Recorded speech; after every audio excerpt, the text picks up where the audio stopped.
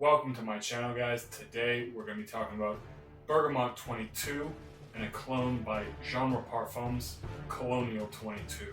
So stay tuned for that. And guys, if you liked the video, don't forget to hit that like and subscribe button. I really do appreciate it a lot.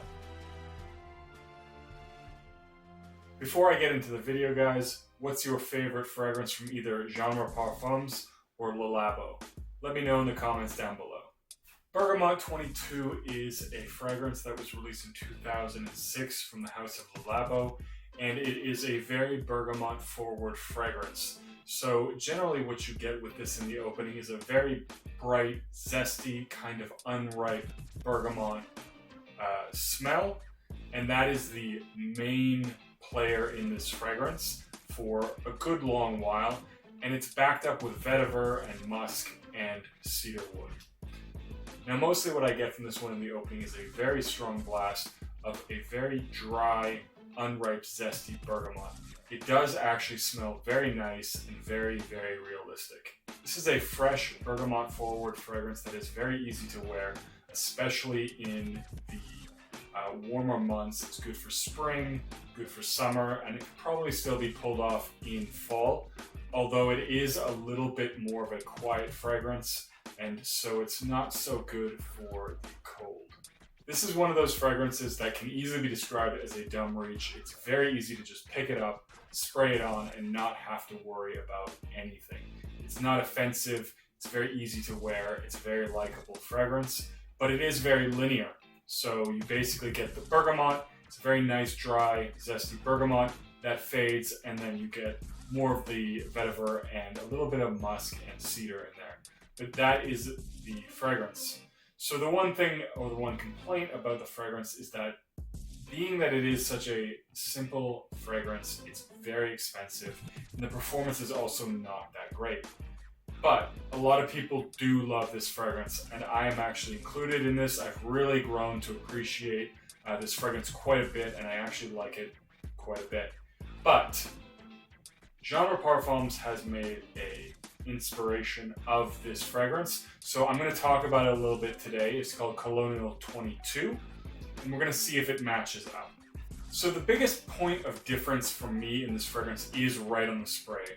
Right on the spray, I definitely get a little bit of an alcohol-y smell, and I get a little bit of something else that doesn't really smell like bergamot. So it doesn't have, right on the initial spray, that really big, strong blast of bergamot that you get with Bergamote 22.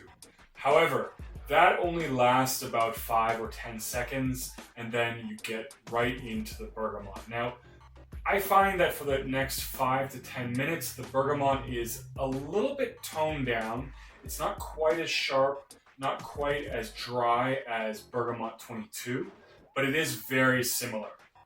And actually, after about the 20-minute mark, and especially at that point once it's in the air, it's almost undetectable.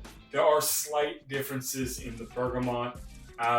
It's not quite as sharp, but it is very, very similar. And I think especially as you're smelling it in the air, as you're walking by, if somebody approaches you or what have you, that people are pretty much not going to know the difference. This smells very, very similar to Bergamote 22. So I think that's done very, very well. The other thing that I find is very nice about this one, and what I do get oftentimes with Genre Parfums, is that there's a little bit more projection.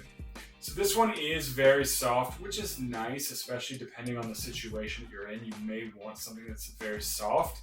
This one is not a beast fragrance, but it's a little bit more than Bergamote 22. There is definitely a little bit more projection, a little bit more sillage. It lingers in the air just a little bit longer. And it does leave that very nice, crisp, dry bergamot smell. So with respect to that, it's very, very nice.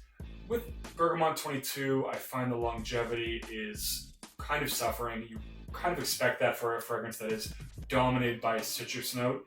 I get maybe about 5 or 6 hours with this, and the longevity is pretty much the same with this.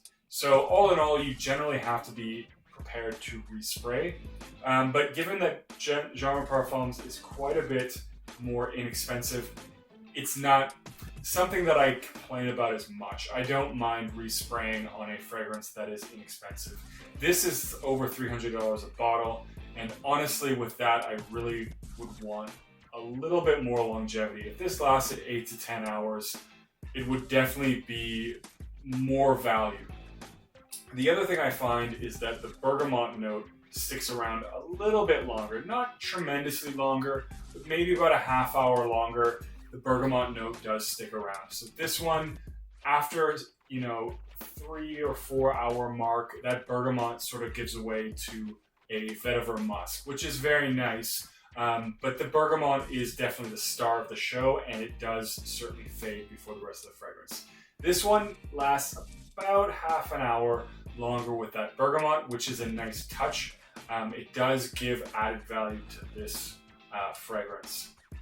So all in all, I think it's a really great inspiration. If you do love Bergamote 22, but you don't really find the price to be fair for what it is, I would definitely recommend checking this one out.